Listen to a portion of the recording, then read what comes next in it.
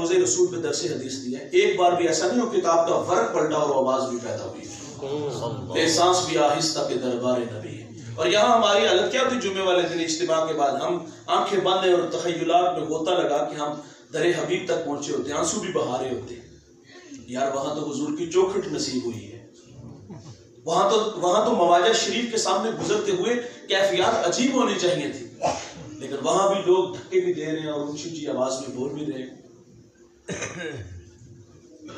کچھ تقاضے بھی تو ہوتے ہیں نا بھائی، تو خیر بات کو آگے بڑھا لیتے ہیں۔ تو وہ بوڑھا جو ہر سال حج کے لیے جاتا ہے، اللہ کے گھر میں پہنچا، اس نے لبیک کہا تو آواز آتی ہے لا لبیک، بوڑھے تیرا کوئی حج نہیں۔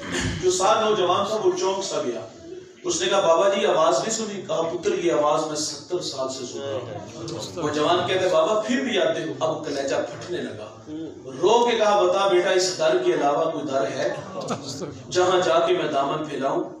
بس اتنا کہنا تھا کہ رحمت خدا بندی جوش میں آئی، ہاتف سی آواز آتی ہے جا بوڑھے ہم نے تیرے 70 کے 70 حج قبول فرمائے۔ وہ معاف کر دیتا ہے دوست، کوئی معذرت کرے تو صحیح، کوئی دامن پھیلائے تو صحیح، کوئی پچھلے پہر آئے تو صحیح، پچھلی راتی رحمت رب دی کرے بلند آوازہ، ہے کوئی بخشش منگن والا کھلا ہے دروازہ، کوئی ہاتھ جوڑ کے کہے تو صحیح اللہ معاف کر دے تو وہ معاف کرے گا۔ لیکن اگر یوں ہی غفلت میں زندگی گزار دی، منمانی کی، شدرے بے مہار کی طرح زندگی گزاری، چوک چوباروں پھٹوں کے راہی رہے، چھٹی کے وقت سکول کے گیٹ کے سامنے جوانیاں برباد کرتے رہے، تو بھائی جان پھر پچھتانے سے جب سانسیں ٹوٹ جائیں گی کوئی فائدہ نہیں ہوگا، کیونکہ وقت پہ کافی ہے۔ ایک بھی قطرہ آب خوش ہنگام کا جل گیا جب کھیت برسا، می تو پھر کس کام کا۔ اس وقت کے پچھتانے سے کچھ حاصل نہیں ہوگا۔ اس دن تو کافر بھی کہے گا یا لیتنی کنت ترابا، ہائے کہ میں مٹی بن جاؤں۔ لیکن جوانوں اس دن یحییٰ علیہ السلام کے ہاتھوں مینڈے کی شکل کے اندر موت کو بھی موت آ جائے گی، اس دن زندگی ہی زندگی ہوگی۔ اور اگر آج ہم عمل کی راہیں لیں گے، مرنے سے پہلے کیے ہوئے گناہوں پر ندامت کے اتھرو بہائیں گے، ہاتھ جوڑ کے کہیں گے یا اللہ نہیں کریں گے، تو اللہ بڑا بے نیاز ہے یار، معاف کر دے گا۔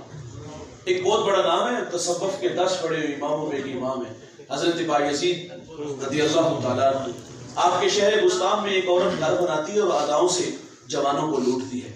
کسی نے بایزید سے کہا حضرت آپ کا منصب آپ سے تقاضا چاہتے اس راستے کو روکے، آپ مسلح لے کے چلے گئے، جو جوان آتا دیکھتا واپس پلٹ جاتا کیونکہ حیا مانے تھا۔ اس وقت اہل علم کی قدریں بحال تھی، اور انتہائی معذرت سے کہوں گا آج اہل علم کی قدریں بحال نہیں رہی۔